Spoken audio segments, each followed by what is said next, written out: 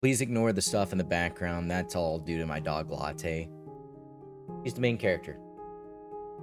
Anyways, I wanted to share a little bit about my experience of making what the title of this video is about. That is, I made content for 30 days for one of the games that I'm very passionate about, Dead by Daylight. In the 30 days that I've been doing this, I have got a lot of views, comments, interaction. I've gotten some followers and stuff. So we'll probably look at all of that in depth, and I'll talk a little bit about that. So let's talk numbers. Let's start with the big one. We'll start with YouTube. In the past 28 days, I have made 34,800 views with a cumulative watch time of 138.8 hours. So roughly 140 hours. And got about 5 subscribers off of it. A really low conversion. But in between the shorts that I've released mostly, I fully expected this. But the shorts have been driving in views for my long-form content creation videos, my YouTube videos, and they've gotten a few hits on them too. I think maybe about 40 views on the lower end, but like for my first 4 videos, like 40 views is pretty big. So I'm looking at that with nuance. So that's the YouTube. Let's go to Instagram and see what we have over here. Instagram raked in 43,510 views, a conversion rate follow of less than 1%. But it reached over 23,811 accounts. So in that, the thing is that it works. The content works. I know that much, but the retention rate is what it is. And so I think a lot of it has to do with narrative. I think a lot of why I'm not converting people to follows is due to narrative reasons, and I'm just showing snippets of a thing. Let's do Facebook. Facebook was a little lower because I had to manually go over here and upload the clips differently, but they still had a really good conversion rate. I got 8,556 views over here.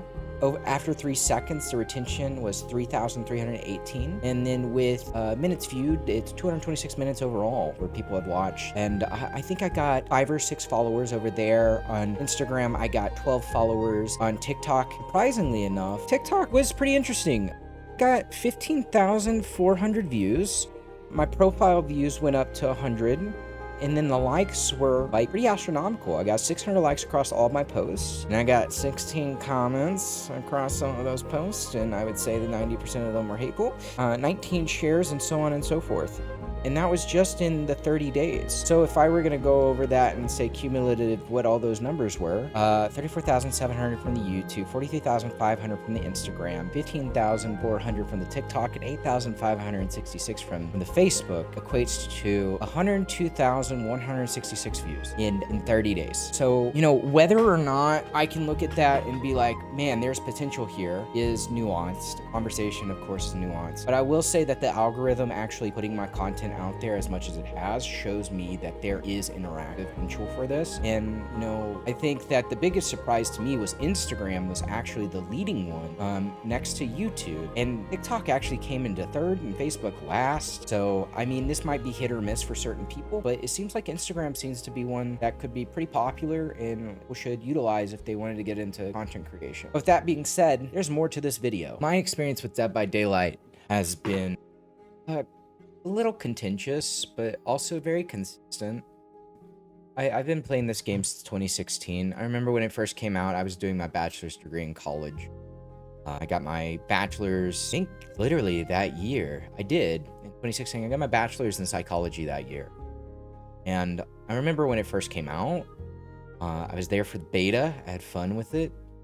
I've been playing this game for so long that I remember Shaq having 2 infinite windows. I remember moonlight offerings. I remember shards that you bring into the game. I remember the first animation of the grab that it would take like fucking 45 seconds of getting the character onto your shoulder. I remember going into games and not having items. There was no blood web. Like if you got an item in a game, you take it out, you could have it for the next match if you wanted to. I remember lots of things that come with the territory of this game. I remember Ots being hated on by some random streamer that I'm not going to name, who now is eating the bottom of the barrel. I remember playing games with Monto. I remember watching Noob 3's 360 tutorials back in the day, not because like anything other than just to watch this guy go on to make one video a year, except for the past few weeks now, where he's uploaded like 3 in a year, 3 in a month, 3 in a single month. Super excited about that.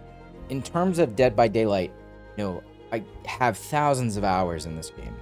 Thousands. It's not something that I look at and be like, oh, I take this game like seriously, but it's not something that I say I look at this game and take this game lightly. It's something that I put years of my life into because I enjoy this game for what it is.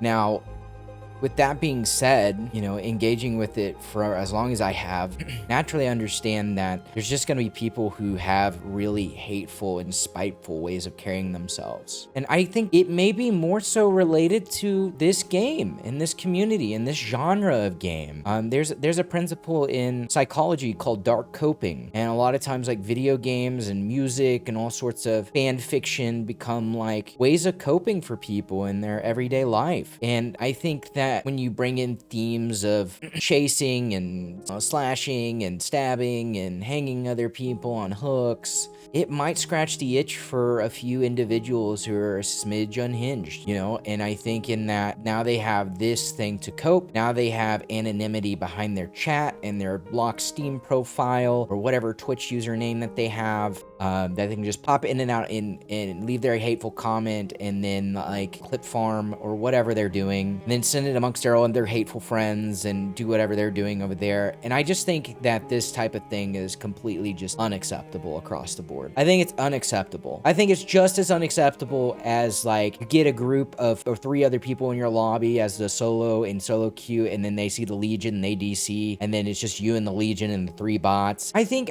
these should be bannable things that we really hold people to the standard of in this community. And I think the devs and I think the community as a whole has kind of dropped the ball on like speaking up and out. Like back in the day in the COD lobbies that I'd be a part of in high school, you know, Modern Warfare, you come home, you jump in, everybody's on their mic, people were yelling slurs at you, and then you would have that one guy who would take it a little too far, and even the guys who are yelling slurs would be like, whoa, buddy, pump the fucking brakes here. You don't tell people to go and unalive themselves. You don't do that. But like nowadays, it's like people just don't care, like at all, and there's just a passive permissiveness within the environment, because I've had people just say, well, just ignore the comments. This is what's gonna happen. It's the internet. It's what we do here. And I will take this back into reality for a minute and be like, don't we have another phrase out here that is like dismissive of behavior, and it's called, oh yeah, boys will be boys? What's there to be done? You know, what's to be expected? That's just what they do. And if we applied that same context with the same attitudes, I think some people would have some real fucking issues with kind of like how this is going. And the reason why I'm kind of heated in my positioning here is because like it's just gotten worse. And I don't know if it's like Gen Z who has grown up to just like accept no consequence, or if this is like new age like Gen Alpha kids who are like being unparented and just put in front of a fucking iPad and they're just like free to play whatever game that they want and they're the ones doing it. But I've noticed that like it's pretty endemic of the community at this point in Dead by Daylight. Endemic, which means that the community breeds this. So I'll also take this a step further and talk about some of the top content creators that I don't really follow, right? I'm not gonna name names, but y'all are up here salt farming and putting out videos of like PTVers like losing their shit, yada yada yada, you know, and it's just like, why are we doing this? Because if I were to apply like the sentiment that shit rolls downhill, when y'all do that at the top and you have all that buffer in your Twitch chat, all you do is subject people beneath you on the lower end of the platforms who don't have that buffer to suffer emotional abuse. And there is a certain level of accountability that needs to take place here, because like it's just not something that goes hand in hand with like reasonable, sensible gaming. And like these salt farmers in particular are so goddamn hypocritical that like not only do they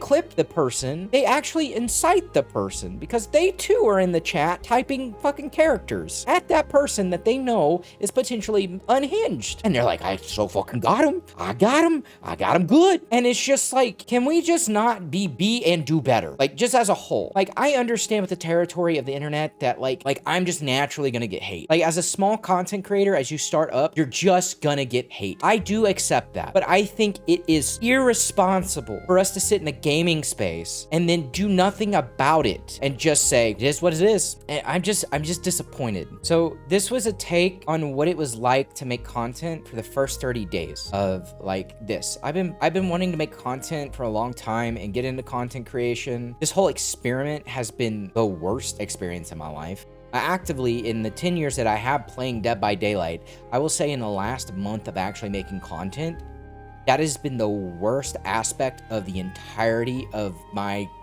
Dead by Daylight career. Because typically I can just minimize chat and just go next, or I could just ban somebody in my Twitch chat. But like to have to go and regulate my comments just in general, had like, it would be like 4, 5, 6 in the morning where I'm just getting comments that are just like, go kill yourself, go unalive yourself, go jump from the nearest roof, you suck, you're fat, it's just like your left eye is stupid. And it's just like, yeah, it is. I got a lazy eye. I'm blind in it too. And it's just what it is. And it's just like, can we fucking chill? Is that an option? Is there any fucking brakes on this hate train? Like, can you just have a bad game and then close the game and go play Hello Kitty Island Adventure or something? Can you not get therapy if you really need it? Do I need to start a series where I teach you how to have coping skills in order to better play games like this so you don't take it out on other people? And then hindsight being 2020, if you can't play games like this without taking it out on other people, maybe there might be something within you that needs to explore different options of games. And maybe behavior is right.